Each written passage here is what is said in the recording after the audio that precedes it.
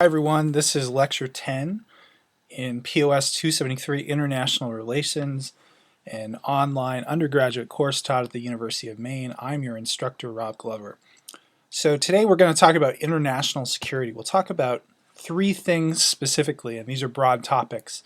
How do we define and understand international security? What is it? What do we mean when we use the word security? And you'll see that that is kind of contested. There's a lot of debate over that. Two, in what ways are security and our attempts to achieve it evolving?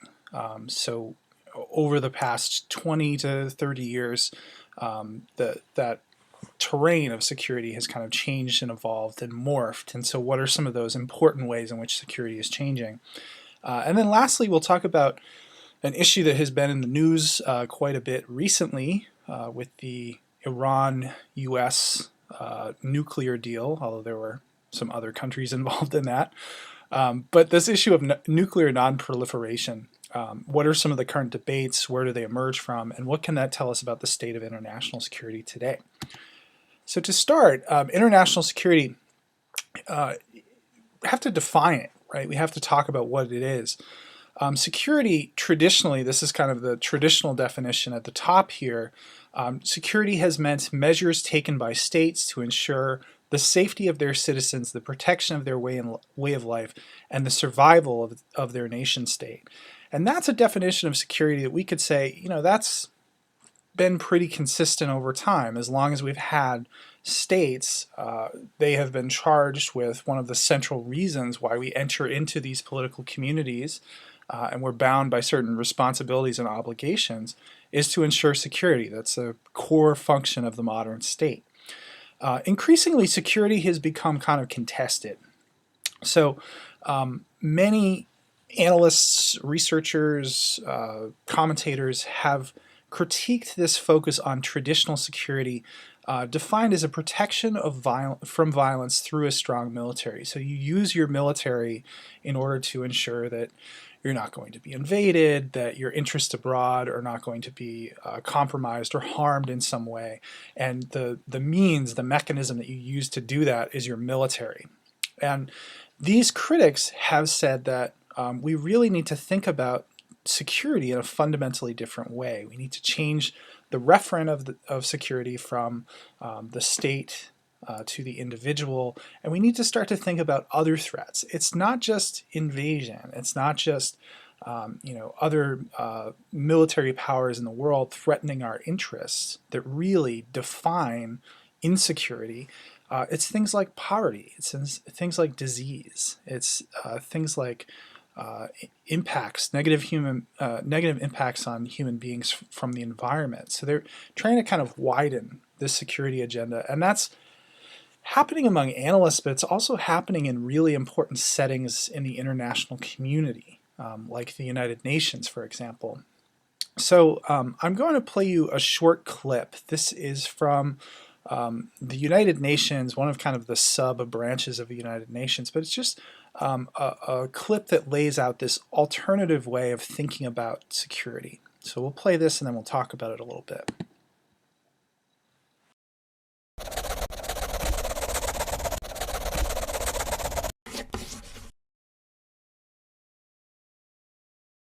People all over the world go through the same phases in life. They take the first breath, learn how to walk, how to speak, and how to make a living. We are trying to do the best we can as individuals, as communities, as nations. We try to improve our lives and the lives of those we care for and we love. Unfortunately, that's not always easy. Usually, regardless of skin color, nationality, creed, education, IQ level, or even socioeconomic background, the greatest fear for all of us is war. However, a closer look reveals that there are other, equally terrifying threats such as famine, disease, climate change, or natural disasters. On top of that, people are threatened by poverty, violence, human trafficking, economic and financial downturns, and sometimes even terrorism. Human security recognizes that there are multiple causes that make people insecure. These can be economic security, food security, health security, environmental security, personal security, community security, or, political security. All these threats correlate and can produce a domino effect. For instance, a violent conflict leads to poverty, which could, in turn, lead to loss of basic resources and infectious diseases. National borders know no barriers in this respect.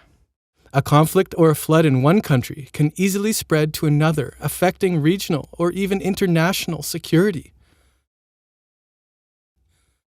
For example, in countries suffering from floods, military support surely can help, but medical and financial aid could perform miracles. Better safe than sorry is a common expression which is very true, as prevention really is our strongest tool. Everyone wants to protect their life and their well-being. Human security teaches us how to work towards prevention and turn the odds in our favor. By improving individual lives, we are making communities stronger.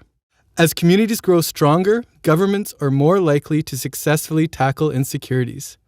This will enhance their capabilities to cooperate beyond national borders and improve the global situation. Basically, human security walks the act locally, think globally talk.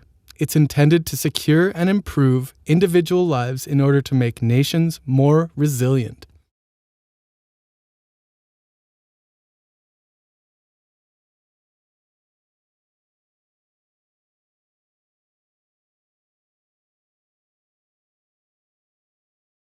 Okay, so you get a sense, even in that short clip, that this individual is talking about security in a more expansive way than maybe we traditionally do. Traditionally when we talk about security and maybe your first referent for security, you start to think about the military, you start to think about war, soldiers, relative capacities of different countries and their military. And what was described there is a much more expansive way of thinking about security. And in a way, it's kind of critical of that traditional view of security.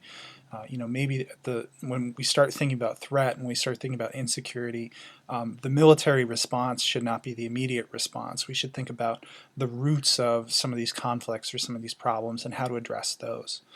And that, I would say, has probably become the dominant critique of that traditional conception of security, is that it leads to a tunnel vision that can obscure some of those more complex, more difficult issues to address, like poverty and human health. This is a quote from the former UN Secretary General Kofi Annan.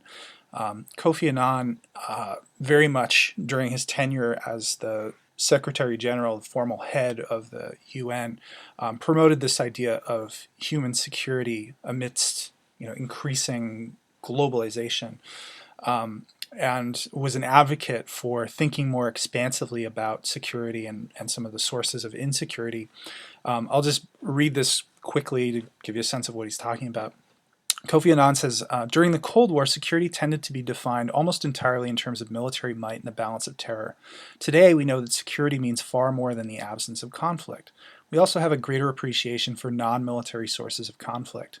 We know that a lasting peace requires a broader vision encompassing areas such as education and health, democracy and human rights, protection against environmental degradation, and the proliferation of deadly weapons. We know that we cannot be secure amidst starvation, that we cannot build peace without alleviating poverty, and we cannot build freedom on foundations of injustice. These pillars of what we now understand as the people-centered concept of human security are interrelated and mutually reinforcing. So this is really a more holistic conception of what security means. It's not simply freedom from invasion. It's not simply that your national interest is secure and that you have a strong military. It's that you're addressing all of these fundamental sources of insecurity for individuals, so that those larger existential concerns, war and civil war and terrorism and those sorts of things, hopefully don't emerge if you address things at the foundation. It doesn't preclude having a military or recognizing that there might be instances in which you have to use your military, but it's saying, okay, let's think more broadly about security and what it means.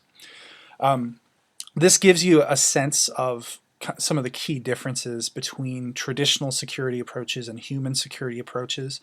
For traditional security approaches, the referent, the object that we are trying to secure, is the state, And the object of protection, your goal, is the integrity and safety of the state. So it's this macro level collective referent and object of protection.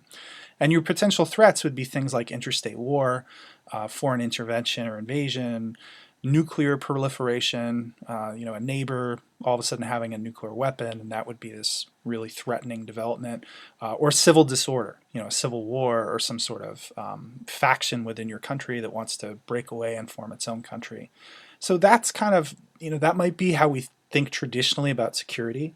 From the human security perspective, the referent is the individual. They're not saying what will make the state safe. They're saying what will make human beings safer. What are the sources of insecurity in their lives and how can we address them?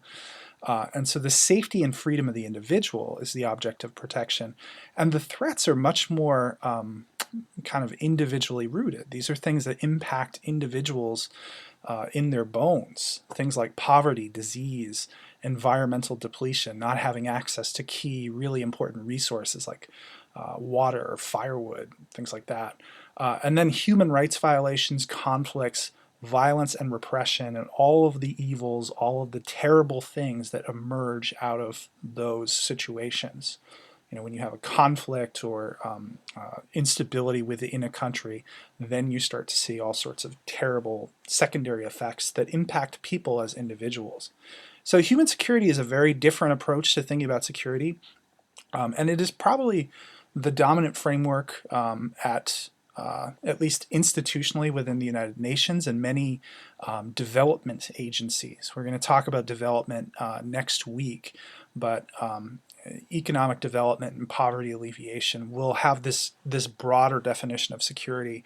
Whereas if you talk to folks in the military or Department of Defense, things like that, they're going to have this traditional security approach. So maybe just think about that issue. Think about how human security is defined and how traditional security, this traditional approach, is defined, and think about which definition makes more sense to you. There's really no right or wrong answer. It's a matter of personal perspective. Do you define security at the individual level, or do you think that security, when we use that terminology, we're talking about states and military power and things like that? So something to be aware of. Security is evolving, and there's some key ways in which it's evolving. I'll talk about them a little bit. I'll show you a few video clips to give you a sense. These are things that you're probably already aware of if you've been paying attention to international affairs and reading the world section of your newspaper. You probably have a sense of how security has been evolving recently. But anyway, we just go through them kind of systematically. So once we move beyond debates about how to define security, we can say that security has evolved in some important ways. At least within the past few decades, it's of course constantly evolving, but certainly since the 1990s, the early 2000s, we can say that this is, if we had to make generalizations about security, this is what we're seeing. We are seeing an evolution away from state-based threats towards non-state-based threats. That's not absolute. There are still states in the world that we view as incredibly threatening, and there are still, interstate wars that happen for sure. But if you look at our foreign policy agenda, the foreign policy agenda of the United States for the past 10, 15 years, what is really remarkable there is that there are so many non-state-based threats there. We're concerned about Al-Qaeda, we're concerned about Boko Haram, we're concerned about ISIS, we're concerned about all of these actors that are not associated with any one state and in a lot of ways can operate across many different states or even globally. And so we're seeing many of our adversaries in terms of security policy shift away from things like the Soviet Union or China to these non-state-based threats. That's a pretty significant development, and that has not been the case for hundreds of years, in which the main security threats have been these non-state actors. So that's a pretty interesting development to look at, and we'll certainly talk more about that. We have a separate section on terrorism, and that's really kind of the key interesting piece to pull apart about terrorism is the evolution of non-state-based threats and the ways that they operate and how they're effective. In terms of the type of warfare, we're seeing a shift away from symmetric to asymmetric warfare. I'll hold off on talking about that right now and explain it in a little bit more detail in a second. You're going to watch a clip that pulls together some of these ideas. But basically a shift away from wars in which the adversaries were relatively evenly matched to wars and conflicts in which they're significantly mismatched in terms of capacities and what that means for strategy and tactics. Okay. And then lastly, we're seeing incredible developments in the technological sophistication of warfare, at least on behalf of states, not necessarily non-state actors. Some of them are still doing relatively crude things. But the capacities of states, and particularly major military powers, technologically have just grown immeasurably in the last 10 years, certainly, really 20 or 30 years. We're looking at a fundamentally different type of warfare that's fought in a different way. So we'll talk about that a little bit. That is sometimes called the revolution in military affairs. So I'm going to show you a clip. This is many of you, I asked in the first week to define what you thought the most pressing issue in international relations is, and many of you said ISIS, the Islamic State in Syria, Islamic State in the Levant. It goes by a number of different names. Sometimes it's just called IS, Islamic State. But this kind of incredibly amorphous and threatening and violent non-state actor, which emerged initially in Iraq and then moved over to Syria and now has really spread all over the Middle East and North Africa. We see pockets of the Islamic State kind of operating and carrying out attacks, but its base of operations is still mostly in that kind of Syria, Iraq region. So this is just a short clip from ABC News talking about the nature of the ISIS threat. So we'll play that and then talk about it. We move on now to an exclusive report from the ground in the American-led fight against ISIS, as the U.S. government scrambles to confirm a claim by ISIS that their young American hostage, this woman, Kayla Mueller, was killed by a coalition airstrike. There has been no let-up, meanwhile, in the air campaign itself. And ABC's Martha Raddatz is in Jordan right now with the U.S. general leading the international charge against ISIS. Good morning, Dan. General Allen says the Jordanians have been more helpful in the fight against ISIS than ever before, but this will be a very long fight.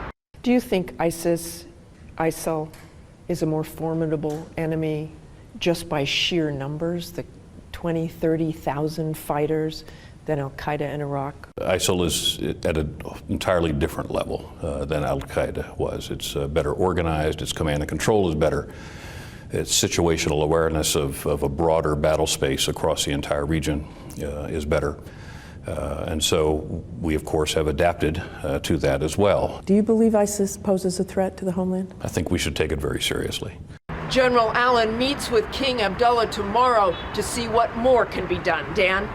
Martha, thank you. And you can see all of Martha's interview with General Allen coming up on This Week later this morning right here on ABC. Now, though, let's bring in the host of that program, ABC's chief anchor, George Stephanopoulos. George, good morning. So can ISIS be defeated militarily?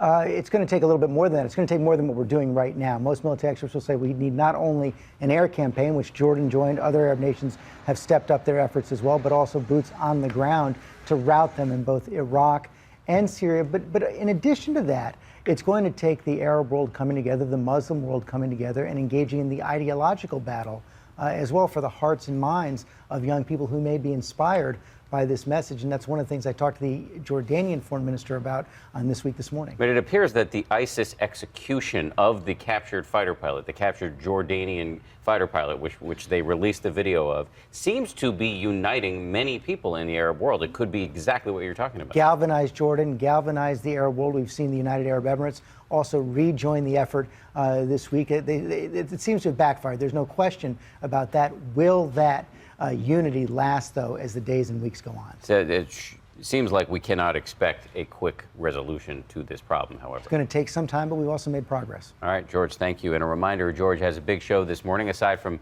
Martha's report from Jordan. George. Okay, we'll wrap it up right there. So there's a couple things to note here. The first is this idea of asymmetric warfare. So in symmetrical warfare, if you think back to wars past, World War II, for example, you're dealing with armies that have relatively comparable weapons, tactics, and organizational structures, and they do battle, and they do so on pretty much equal terms. What we're seeing recently, you could say this about the war, the conflicts that are emerging in the Middle East and our military role there. You could say this about Afghanistan. You could say this about Iraq. You could even say it about the first Gulf War in the 1990s, is that we're dealing with adversaries that are nowhere nearly evenly matched, right? As threatening and as unnerving as ISIS is in terms of sheer capacity, number of troops, the sophistication of their weapons, their ability to mobilize large numbers of people, there's just no comparison for the American military or the militaries of most other major powers in the world. Because of that, because they're not going to win via conventional strategies and just kind of doing battle on the battlefield, we're seeing adoption of different sorts of tactics. So in this case, the weaker side adopts what we call asymmetrical tactics.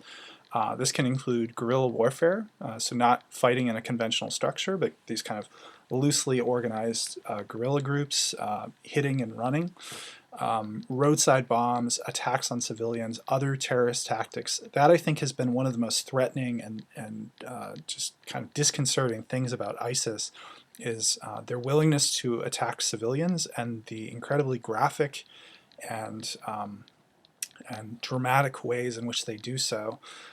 There was reference in this video to the killing of a civilian. There was a horrific killing of a Jordanian pilot. They've lit individuals on fire in cages. They've drowned people in cages. They had mass executions of Christians in Egypt, in which they took 27 Christians to the beach and cut their heads off. And then these are disseminated through social media and Twitter and things like that. They're made into these glossy videos and disseminated through the internet, and it's very shocking, right? And so it's kind of like a force multiplier effect, where what they do is horrific enough, but then the way that they distribute it throughout the world so it has the most impact on people just kind of emotionally and gets them charged up and concerned, is a strategy. They're trying to utilize the tools that they have at their disposal, which are brutality and the ability to operate video cameras and edit videos and distribute them through social media in ways that impact people, because they can't fight on equal terms. They're not going to win a conventional war. So we saw this a bit with Al-Qaeda, but as the general mentioned in the video, ISIS is a different animal than Al-Qaeda. It's bigger, it's more well organized.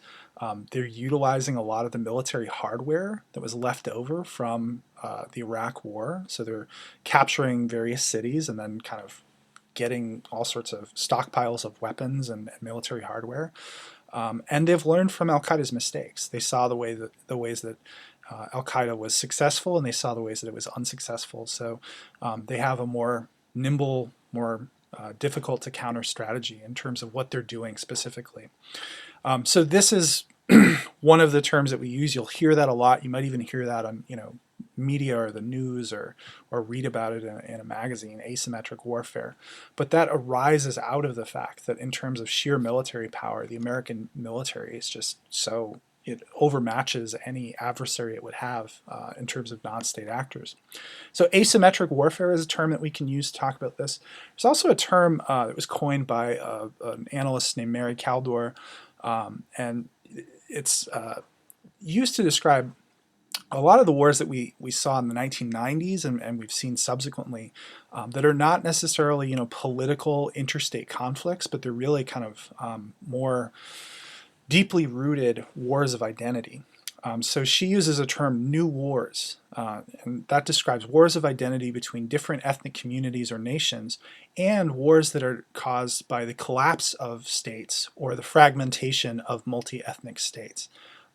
And most of these wars are internal or civil wars. So here there's a picture of ISIS on your right. And you also see a picture of Sudan. That was a country that was torn apart by civil war, ended up having a genocide, a series of genocides really, in the Darfur region and elsewhere, and eventually split into two separate countries, Sudan and South Sudan. So those are the types of wars that are we tend to see more today. So if we're talking about really fundamental ways in which international security has changed in the past 20 or 30 years, really since the end of the Cold War, the vast majority of wars that we're seeing are these types of new wars that are either wars of identity happening within countries or between different ethnic communities, or failed states that have fallen apart, right? And then you have various internal actors and sometimes external actors involved in trying to bring some sort of resolution or achieve some sort of lasting peace. So those are a couple terms that we can use to think about some of the ways in which actual conflict and warfare have changed. The other big piece is technology. And so there's a clip here that deals with the use of drones, which is probably one of the most significant ways in which how we actually conduct warfare has changed. And it's generated a lot of resentment. And the clip talks about both the technology and some of the resentment. America's secret war, those escalating drone attacks in the air and the consequences on the ground. And the question, is it making the United States safer? ABC's chief global affairs correspondent Martha Raddatz tonight traveled to the Middle East and brings in this report. It is a secret war, and just today, in a sign of how pervasive and how hidden it is, the revelation that America has a secret base in Saudi Arabia, used to launch drones throughout the region, a tactic against terror which has grown 700% under the Obama administration. Whatever the benefit of the drone strikes, they have created enormous resentment among some here in the region who view the strikes as another sign of American arrogance. Everywhere I travel, from Yemen, I think Americans, they have no right. They have no right to. This is our fight. To Pakistan. You can keep saying, yes, you're hitting the top leadership, but the byproduct of this is anger among people, the innocent people who are getting killed. So you're just creating more terrorists. Now, the man who signs off on the kill list from a basement office in the White House, John Brennan, about to be questioned in front of the world. I suggest to you that these targeted strikes against al-Qaeda terrorists are indeed ethical and just. In Pakistan alone, there have been more than 300 drone strikes in the last decade, killing thousands of al-Qaeda and Taliban, but more than 300 civilians as well. A world away, in remote villages, you can hear them, like a distant, muted chainsaw.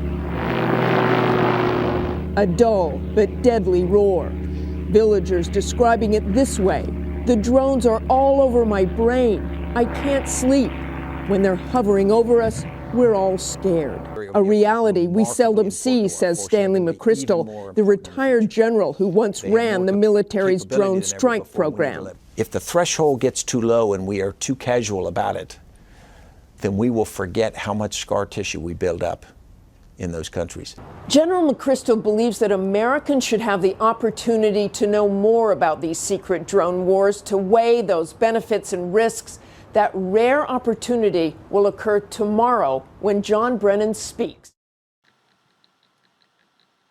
Okay, so the drone issue it's generated a lot of buzz, in part just because of how much they've been used in some of our conflict operations. You know, the report mentioned that they're being used in Yemen, they've been used in Iraq and Afghanistan, Pakistan.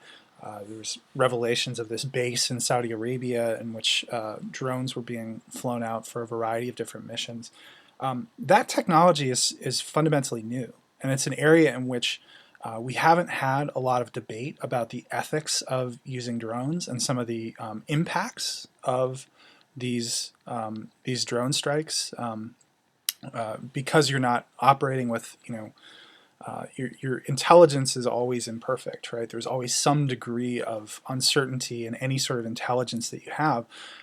Oftentimes, when these drones have been used, there have been mistakes. There have been civilians killed in the context of using this new technology, and so that's generated a lot of resentment in the areas in which they've used. It's also just generated this kind of fear and uncertainty that because these drones could strike at any moment, you never know if you're secure. So that anti-American sentiment as a result of this new technology in some of the areas in which they use is pretty elevated, and you saw that in the report. Drones are one significant way in which we can talk about technology changing the way that we seek security and we carry out military operations. The other big piece really is satellite technology. So some of the biggest advances in aviation, in terms of the quality and capacity of our aircraft, were designed around collecting intelligence. So, like the U-2 spy planes that we had in the 1960s could fly at altitudes that were previously, just unimaginable. 90,000 feet, you could fly an airplane that high, and that was done so that these airplanes could collect intelligence without being detected necessarily, although that didn't always work out perfectly. But now we have satellite technology, and so we can really kind of call up any area in the world and see in real time what's happening there. So the combination of some of these technologies related to weapon systems and weapon delivery, and then satellite, the use of satellite for collecting intelligence and then acting upon intelligence is really pretty significant and relatively new, right? So some analysts have looked at this and said that the nature of how we use our military and the way in which technology plays a role is so significant that it's a revolution. They refer to it as the revolution in military affairs. They say that we started to see this in the 1990s. Some of the technology that was being used in the first Gulf War was really just kind of astounding at the time, but now it looks crude in comparison to some of the technologies that we use today. But revolution in military affairs refers to the effect generated by the marriage of advanced communications and information processing with state-of-the-art weapons and delivery systems. It is a means of overcoming the uncertainty and confusion that are part of any battle and war. So you sometimes hear reference the fog of war, right? In the heat of the battle, operating with imperfect information, mistakes are made, and the dream behind the revolutionary in military affairs and the use of all this technology is to reduce uncertainty as much as possible. Reduce uncertainty about your targets, reduce uncertainty about your ability to target your adversary and ensure that you kill or neutralize them. And the hope is that we're developing technology that will enable us to do that once and for all. Just to give you a sense here, I mean, this is the difference between a military command post, I believe from Vietnam, versus what you would have seen in one of the last wars in Afghanistan. The difference in terms of how they're operating with networked communications, advanced computers, really in the middle of nowhere, can link into all of the information that's available, link in with satellite systems, link into command posts operated elsewhere, versus what you were dealing with, only 30 or 40 years ago, in which you're relying upon radio technology, you're relying upon maps. Troops on the ground might get bad information or not have a sense of where they are. Your maps might be inaccurate. Your ideas about where the enemy is might not be accurate. So that the amount of information and the degree to which all of the different moving parts can communicate is really significantly different today. And you could make the argument that that has changed the nature of how we utilize our military. This too, this was lifted from a presentation by a private defense firm that was marketing some of their technology to the U.S. military. But it gives you a sense of how we're really, they don't even use the term battlefield anymore. You hear this term, in fact, the general in the report on ISIS mentioned it, battle space, right? It's not a battlefield, it's a broader space. And at least on our side, that space is networked. So the air forces are linked in with the ground forces, they're linked in with the navies, and all of the information is being pooled, and we're utilizing satellite communications and advanced communication systems to communicate with one another. So it's a pretty significantly different environment, and it will continue to evolve. You know, as our communications technologies and our information technologies evolve over time, they'll immediately be deployed in use for our military. So that is another way. I think it's probably a pretty significant way in which things have changed. Sometimes with, positive results, sometimes not with positive results. And really where you come down on that is oftentimes an ethical question. You have to ask yourself, what do I support? What do I not support? The big issue in terms of, we're going to get into terrorism in more detail in the next lecture, but in terms of interstate conflict and interstate negotiations, the big issue in terms of security today is this issue of nuclear non-proliferation. In the 2004, I believe it was, presidential debates between Kerry and Bush, they were asked, what do you think is the most significant security issue today? And it's interesting because this is the context of, we were at war in Iraq and war in Afghanistan. We'd had the September 11th attacks only a few years earlier, and so everybody's kind of expecting, terrorism, Al-Qaeda, Osama bin Laden, and both of them had said nuclear non-proliferation. So this is probably the single most prominent interstate security issue in global politics today, in terms of states negotiating with other states, conflict between states, traditional diplomacy, the United Nations stepping in as an arbiter to mediate some of these disputes, and other forums for multilateral negotiation. Countries getting together and trying to figure out ways to deal with the threatening impacts of the expansion of nuclear weapons to states that haven't had them, or how we deal with those existing stockpiles. So those efforts, the negotiations, the diplomacy, they're really centered on two things. One is controlling the existing stocks of nuclear weapons. Who has them? How are they being secured? What degree of nuclear capacity is safe? Should we talk about disarmament? And then two, preventing their spread to non-nuclear states. So are there states with nuclear aspirations? Are there states that don't have nuclear technology but want to utilize it and develop it? This is a map of nuclear capabilities worldwide. A number of countries with nuclear capabilities: the United States, Russia, China, the UK, France, Israel, which is hard to see on this map. But Israel does have nuclear capability. Pakistan and India are both nuclear capable states. I believe that is all currently. I think I got all of them.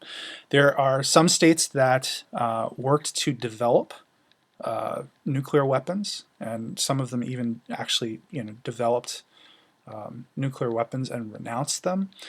So some of the former Soviet states did have nuclear weapons within them, and they transferred their nuclear weapons over to Russia after the fall of the Soviet Union. South Africa actually had a pretty advanced development program for nuclear weapons. They wanted to be the first African country that had nuclear capability, and they renounced those nuclear weapons in that program in the 1990s. There are also in gray states of concern. The big one, which we'll talk a little bit about at the end, is Iran, who has been developing nuclear capacity, they say, for peaceful purposes, and the international community questions that and wonders if they want to develop a nuclear weapon. And North Korea. North Korea has conducted a few tests that suggest they might have nuclear capacity. But the extent to which they could put it on a warhead and actually, have an intercontinental ballistic missile, an ICBM, is questionable. We don't really know a lot about anything related to North Korea because it's such a secretive and strange regime, but they are certainly a state of concern, and they have used that nuclear program at various points as leverage to say, okay, well, we'll submit to inspections if you provide us with X, Y, and Z. So they are certainly a state of concern. So that's kind of the map of nuclear capabilities. The two biggest superpowers in terms of nuclear capabilities for a long time were the Soviet Union and the United States. In terms of numbers of nuclear weapons, that is still the case, but there are a number of countries throughout the world that have developed the capacity, at the very least, to make a nuclear warhead. And one of the biggest concerns, really, of the international community is how do we prevent that number from expanding. There's some different perspectives on what nuclear capability means. Language that you heard a lot during the Cold War, this confrontation between the United States and the Soviet Union, deterrence. A lot of analysts talked about deterrence. They said, sure, the United States and the Soviet Union have this incredibly deadly destructive technology, but those nuclear weapons decrease the likelihood that these two countries are going to go to war because they have so much killing power. These nuclear weapons are so incredibly destructive that if they went to war, then there would be an assured catastrophic loss by each side, right? Basically, both countries would be destroyed. At one point, the United States and the Soviet Union, I think in the 1960s, had the capacity, just in terms of firepower, to destroy the world. I think it was like 70 times over, right? Enough nuclear weapons that you could destroy life on Earth 70 times. That they refer to that assurance of catastrophic loss on each side as mutually assured destruction, or MAT. It sounds terrifying, and it was terrifying. My mother grew up during the Cold War, and she told me stories about they would have to do drills in which they got under their desk, which is what they were supposed to do if there was a nuclear attack, which would do nothing if you were, in the direct line of fire, but peace of mind, I guess. But it was a very kind of existentially threatening time to be a living human in the world. So it's terrifying, but the effect of that, the advocates of deterrence would say, is that it's just so assured that each side could destroy each other, you're not going to see conflict. The United States and the Soviet Union knew that if they started to, saber rattle and talk big talk, and they pushed each other into war, then it was going to be essentially the end of the world. And so that maintained a peace.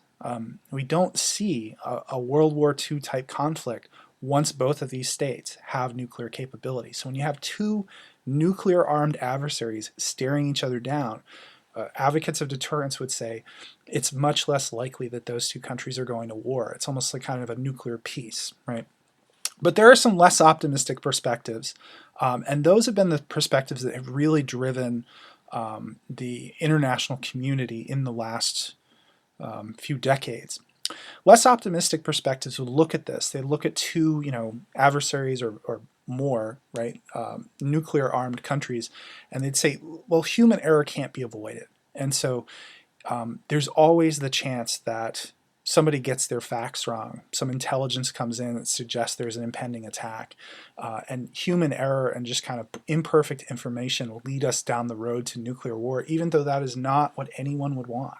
Even though they know that the costs are huge and it could mean the end of human civilization, you can't avoid that human error. And there's actually been subsequent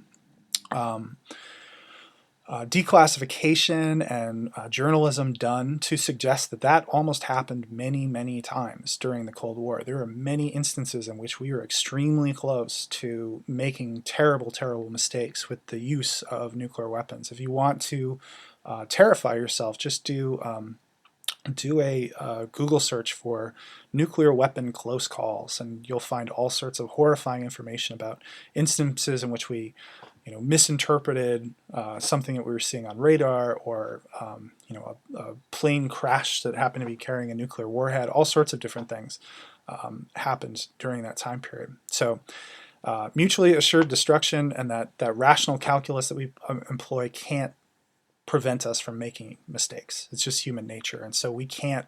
The costs are too high to have that possibility. There was also concerns. We really saw this in the aftermath of the Cold War, in which the Soviet Union was dismantling, and the whole kind of situation of Russia and the different republics that were part of the Soviet Union was in flux. There was a lot of concerns that weapons could fall into the hands of someone, non-state actors, who non-state actors might not care about the consequences of their use. If a Al-Qaeda operative were to get their hands on a nuclear weapon, they're not going to have the same decision calculus that a state policymaker would. They might think nothing of detonating a nuclear weapon or some sort of catastrophic device without concerns about what the repercussions will be, how the target will respond. So there was a lot of concern about just kind of securing these nuclear weapons. And again, that pushes you towards this perspective that says this is really dangerous and we need to regulate it. And then lastly, there's concern among those in the international community that having nuclear weapons, having that incredibly deadly, destructive tool, could allow states to circumvent or ignore international law and the will of the global community. So if you have a country that is engaging in genocide, but they have a nuclear weapon, there's very, very little that most states would be willing to do in order to bring them to justice, right? If there's going to be some sort of intervention, or countries are going to send in their military, they're going to be really reluctant to do so with a nuclear-armed country. And many of the countries that have been looking to develop nuclear capabilities recently are countries that, are kind of flaunt international law anyway. They don't really pay attention to it, and there have been instances in which they've openly defied international law. So is that something we want to have happen? So this deterrence mindset, which we saw quite a bit during the Cold War, has come under challenge, and that challenge has really driven a lot of the efforts of the international community to limit nuclear capability.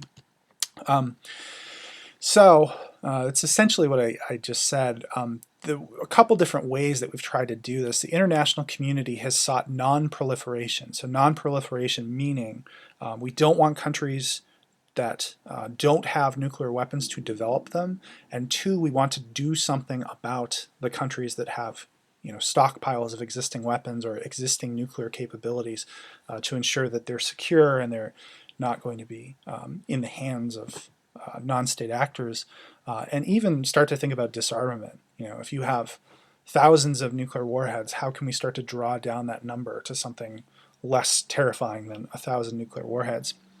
So fears over those scenarios have drawn the international community towards this goal of non-proliferation, and the mechanisms that they've used to do so are international law, conventions, treaties, and multilateral negotiations.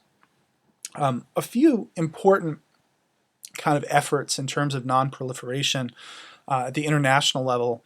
The first was the Partial Test Ban Treaty. This happened in 1963 under Kennedy. It was actually right before Kennedy was assassinated. This, I think, came into effect in October of 63, and he was killed in November of 63. But this was the first major piece of kind of international law and international agreement that both the Soviet Union and the United States agreed to, which basically was pretty limited. It was an international agreement to limit, to ban above-ground nuclear detonations. So you've probably seen this footage of the mushroom cloud, right? A nuclear weapon test, or if you've seen footage of the bombing of Hiroshima and Nagasaki, this mushroom cloud that forms when you detonate a nuclear weapon. Well, in the late 1940s, 1950s, early 1960s, the United States and the Soviet Union detonated thousands of nuclear weapons. And we started to see the effects of that in nuclear fallout. This radiation gets put out into the air, and then eventually you have radiation and increased levels of cancer, and so there was real concern about all of these nuclear tests that we're doing, and this was an effort to limit some of that fallout. So the only nuclear detonations that you could do under the Partial Test Ban Treaty are below ground, right? You detonate a weapon underground. So that was an initial agreement, and it started the international community talking about some ways in which maybe we can be more responsible with these incredibly deadly technologies. By the 1970s, we saw some efforts to kind of rail in the arms race. If you've read about or watched documentaries on the Cold War, you know that at a certain point there was this real concern about parity. Like how many weapons do the Soviets have? Well, there's an arms gap. We don't have as many weapons as them, and so they started to kind of race with one another to develop more nuclear warheads, more than they could ever use, right? More than you would ever need. But it was this goal to build up your nuclear capacity. And in the 1970s, the United States and the Soviet Union had these talks about arms limitation. We're going to draw down the number of weapons that we have. We're going to dismantle nuclear weapons that exist, and they agreed the process by which that would happen with observers from either side, observers from the international community, and just how many weapons are we going to hold at any given time, right? So there was, they call these the SALT talks. There was SALT 1, which was a agreement to dismantle a certain number of weapons, and then you had SALT 2, and eventually there's been even recent discussions about this arms limitation, drawing down the number of nuclear weapons that we hold. There were talks between the United States and Russia more recently with something called START. These are acronyms for different things, but START 1 and then something called New START, which actually just happened under Obama, in which we agree to strategically dismantle these massive stockpiles of nuclear weapons that we've built up. So this was another important step in that you actually had the two countries that 10, 15, 20 years ago were talking in really apocalyptic terms about how they wouldn't hesitate to destroy this great evil, actually sitting down at the table and saying, okay, this has gotten out of control. How do we approach this in a more reasonable way? The really important one, and the one that has come up a lot recently, piece of international law and international agreement related to non-proliferation is something called the Treaty on the Non-Proliferation of Nuclear Weapons, or what's sometimes just called the Non-Proliferation Treaty, or the NPT. This was developed in the late 1960s, around the same time that we were getting ready to sit down with the Soviet Union to talk about arms limitation. It came into force in 1970. And has been extended indefinitely. The Non-Proliferation Treaty will exist as long as human beings are on Earth. It's an agreement between states, relates to, again, non-proliferation, so the development of nuclear capabilities and what to do with kind of the existing pool of knowledge about nuclear technology. The goal is to facilitate cooperation in the peaceful use of nuclear technology. So if you want to develop a nuclear power plant, you want to have that technology that's going to provide energy to your people, that's totally fine. That's not out of bounds under the Non-Proliferation Treaty. What the Non-Proliferation Treaty seeks to enforce and police is the development of weapons capability, nuclear weapons capability. It is one of the most widely subscribed to weapons treaties that exists internationally. I think there's 190 signatories. And as a state, when you sign on to the Non-Proliferation Treaty, you agree not to develop nuclear weapons technology if you don't have it, right? So you can't, sign on to the Non-Proliferation Treaty and then develop a nuclear weapon. That would be violating the treaty. You are part of a network that can kind of help you develop these peaceful use nuclear technologies. And you also submit to periodic inspection by something called the IAEA, the International Atomic Energy Agency. So there has to be some sort of mechanism of enforcement. There has to be a way of ensuring that countries are complying with the requirements of the Non-Proliferation Treaty, and the IAEA is kind of the international watchdog that ensures that a state isn't saying that they'll comply and then, behind closed doors, they're developing a nuclear weapon.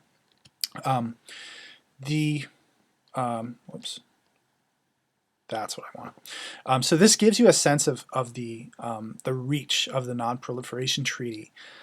There are only a few countries in the world that are non-signatories to the NPT. India and Pakistan are not signatories to the NPT. They're both nuclear capable. They tested weapons in 1998. They have nuclear weapons. There are a few countries that are, well, there's the countries that you see here in dark blue are countries that have nuclear weapons, and they have acceded to the treaty. Basically, accession means that you have formally agreed to be bound by a treaty, but you haven't actually signed the treaty. It's just a different mechanism of agreeing to a treaty. And then the other countries that you see in the lighter blue are countries that have signed and ratified the treaty. So Russia is a member of the Non-Proliferation Treaty, the UK, the United States, right? So there's most of the world's countries are members of the Non-Proliferation Treaty, and the countries that are not members of the Non-Proliferation Treaty usually have good reasons for not doing so. India and Pakistan didn't sign on to the Non-Proliferation Treaty because they wanted to develop the technology. Their historical adversaries, they knew that each side was developing the technology, and so it didn't make sense for them to sign on to the treaty. What we would like to avoid, or what the international community would like to avoid, is another India-Pakistan situation, in which you have two countries that share a border, have historical antagonism, developing the means to use nuclear weapons against each other. So there is one country that you see there in the upper right hand corner that is in orange, and that signifies that they have withdrawn from the Nuclear Non-Proliferation Treaty, and that is North Korea. So North Korea in 2003, during the Bush administration, George W. Bush administration, actually withdrew from the Non-Proliferation Treaty. They had been threatening to do so for years. They had threatened to do so in the 1980s and the 1990s, and then finally in 2003 they withdrew from the Non-Proliferation Treaty. At the time, they said that this was not any sort of indication of an intention to develop a nuclear weapon. They would continue to pursue nuclear power for peaceful purposes and nuclear technologies. But we now know in retrospect that that was not true, and that claim was pretty much distrusted in the international community at the time. It was viewed as a really threatening development that they had withdrawn from the Non-Proliferation Treaty. Subsequently, they have conducted numerous nuclear tests, we know that, and they have, we are pretty sure, significantly increased their capability to deliver a nuclear warhead. Even recently, there were some tests of intercontinental ballistic missiles, which would essentially be the vehicle that would carry a nuclear warhead, that are capable of reaching Japan, and they might even have technology that could reach the west coast of the United States and some of our allies in the Middle East and Central Asia. So it's a really significant development, and their withdrawal from the Non-Proliferation Treaty was viewed with a real sense of gravity and seriousness.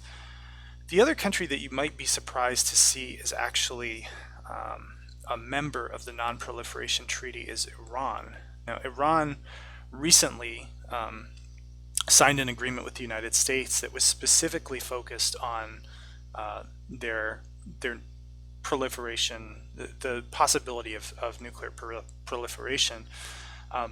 They are actually a signatory, and they have ratified the Non-Proliferation Treaty, but there's a pretty interesting circumstance under which they did so, which explains some of the concern of the international community.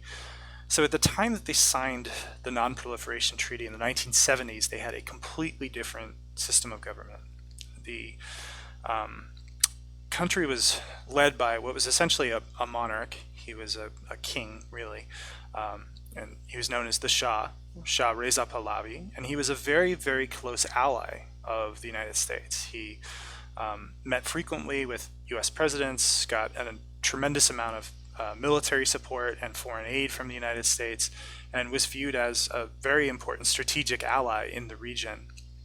He was also brutal. He was also a dictator. He also had a secret police force which tortured, imprisoned, and killed thousands, if not hundreds of thousands of Iranians. And so he was incredibly unpopular. And in 1978, there were mass uprisings against the Shah, and eventually he was had to go into exile and leave the country. And there was a full-blown revolution that threw him out of power. So things changed significantly, and eventually Ayatollah Khomeini, who was kind of a theocratic Islamic leader and pretty radical in terms of his interpretation of Islam, took over the country, and there was tremendous anti-American sentiment, anti-Western sentiment, and really a total unraveling of any sort of diplomatic relations, particularly between Iran and the United States.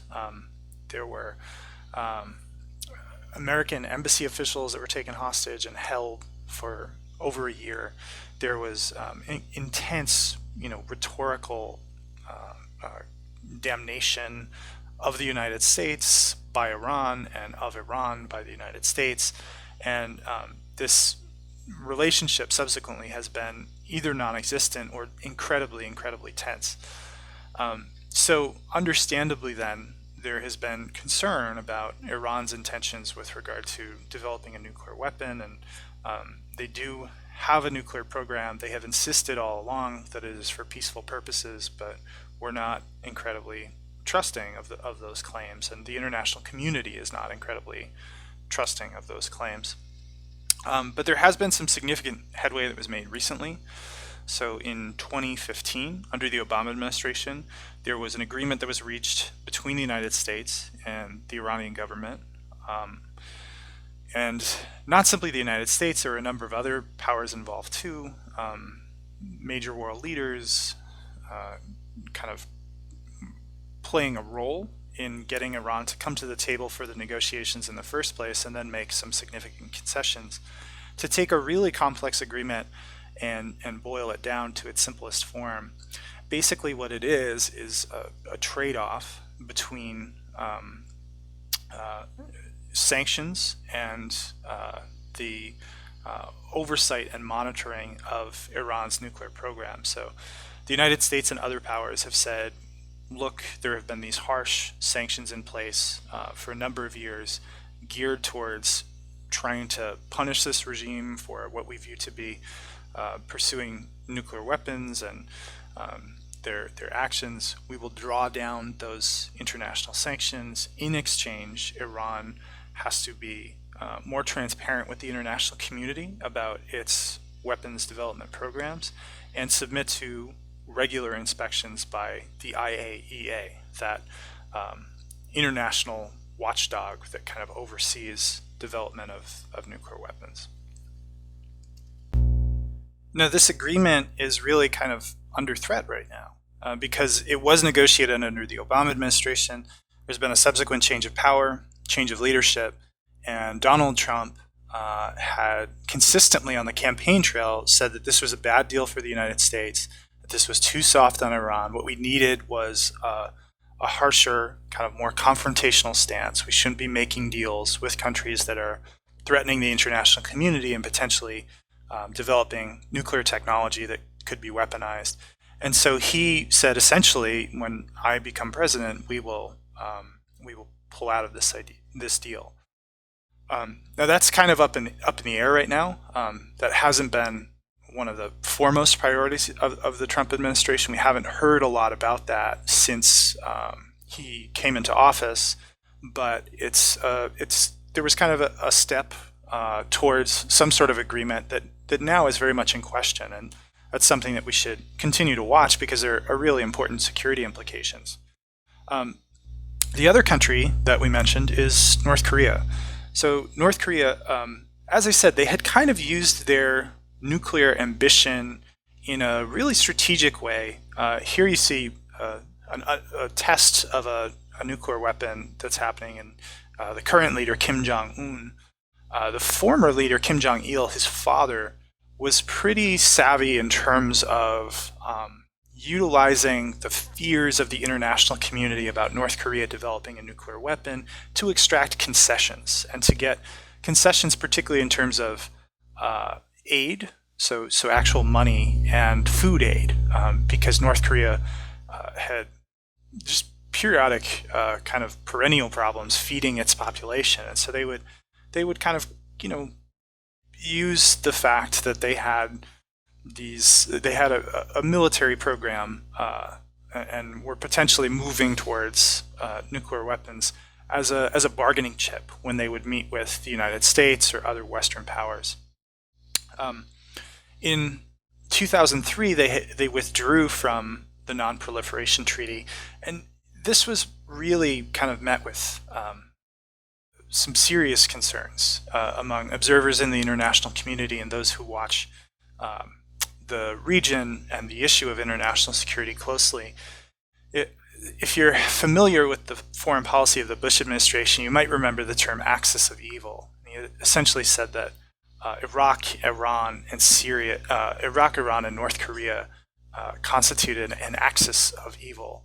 And the response to that in North Korea was a real serious concern, particularly after the United States went into Afghanistan, was fighting a war in Afghanistan, and then subsequently invaded Iraq. And many in North Korea said, we're next. And so most observers say that the decision to pull out of the Non-proliferation Treaty was in fact a response to the more aggressive foreign policy of the Bush administration.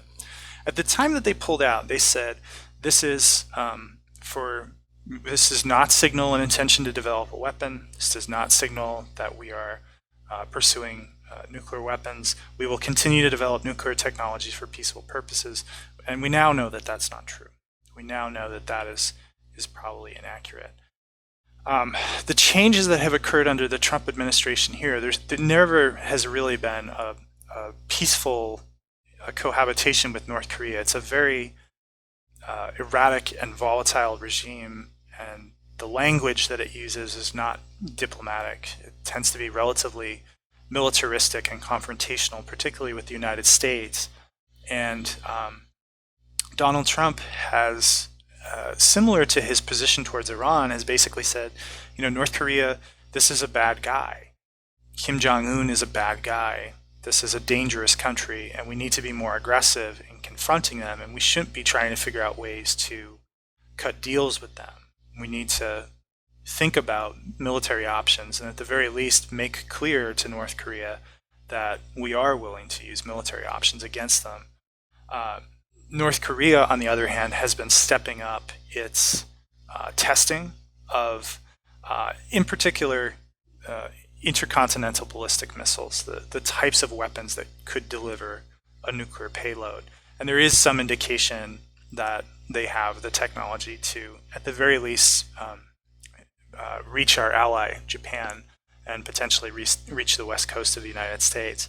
So you're dealing with Kim Jong-un, who's kind of erratic and unpredictable, and you're also dealing with a Trump administration whose foreign policy is, we're still kind of waiting to see, but it seems as if it's going to be more confrontational and more aggressive. So that is very much an open question. What will happen with North Korea, and whether this more aggressive attitude towards North Korea will actually push them to try to develop a nuclear weapon and the technology to deliver it in a more in a kind of elevated and more rapid timetable. So some takeaway insights on international security, some things that hopefully after this discussion you'll walk away thinking about, and it will characterize how you think about this issue in the future. I'd say the first is that what we mean by security is a matter of intense debate. There's no complete 100% agreement here. Some folks tend to mean the more militaristic definition of security. Security is achieved through your military, through the use of weapons and military hardware, through military strategy. And being safe means that you are safe from foreign invasion and you are projecting military power out into the world.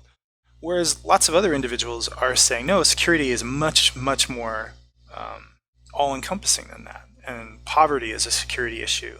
Human rights are a security issue. The environment is a security issue. And we need to think more broadly about what we mean by security. And from their perspective, adopt this human security perspective as opposed to the traditional military security. The second thing that I hope you realize is that the nature of the environment in which we seek security has fundamentally changed. And the big influence here, I think, is technology and technological capability. And that runs the gamut from new types of weapons and more sophisticated weapons delivery systems to just the communications revolution and the ease with which we can communicate across very, very large distances really quickly. All of that has changed the nature of warfare, and it's changed the nature of our adversaries as well as us. But the militaries that are operating throughout the world are utilizing technology that even 20 or 30 years ago would have seemed like something out of Star Trek. It would have seemed like something that's totally far-fetched and science fiction.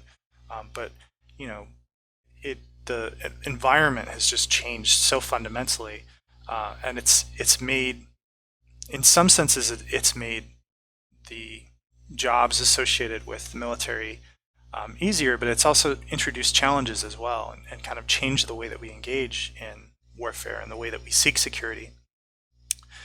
And the other thing I would say is that international leaders, foreign policymakers, decision makers, they are trying to ensure stability, order, and peace in a really challenging and complex environment. When we go back in history and we talk about the Cold War was terrifying, right? You had two nuclear-armed adversaries that were staring each other down and literally had their weapons trained on each other. At any given moment, we could have ended up in a conflict that would have ended life on Earth as we know it. But it was simple to figure out. There was, a power and a competing power. And if you're trying to make sense of international security and the international system, it was easy to understand it through the lens of, the United States and our adversary, the Soviet Union, or vice versa, if you're looking at it from the perspective of the Soviet Union. What we have now today is a security environment in which our major adversaries are not even limited to states. We're dealing with non-state actors. We're dealing with countries who their intentions aren't clear, and there is no single metric or framework through which we can view our interactions with other countries and make any sort of coherent sense of it. During the Cold War, it was simply, do you support the United States, and are you willing to toe the line of the United States, or do you support the Soviet Union? Now it's just a lot more complex, and we have power shifting to new areas of the world, and just a decision-making calculus that is far, far more complex than it was. So that's the thing to be mindful of. It makes understanding international security a lot more difficult, but it also means that there are possibilities. There's flexibility that didn't exist in these earlier time periods. So for next time, we don't move on from international security completely. We're talking about terrorism, which is really a subset of international security and specifically relates to what I just mentioned. There are a number of terrorist groups in the world now that have really kind of a global scope in operations and can project their capabilities across national borders, and for those reasons, it's really a serious concern. So you're going to be reading a section in Chapter 6 that deals with terrorism specifically, and I want you to think not just about how we respond to terrorism, because that tends to be where we go. When you start talking about terrorism, kind of everybody moves towards, well, how do you respond to a terrorist attack, or how are we threatened? But I want you to think about the most important factors that motivate terrorism. Think at it from kind of the ground up level as opposed to the top down level. And do you think that globalization, the forces of globalization, can potentially diminish those underlying motivations for terrorism? So your answer to that second question will really depend on what you think is motivating terrorism. And if so, if globalization can play a role in diminishing those motivations, how does that happen? So we'll wrap up there for today, and we'll pick up and continue next time. Thanks very much.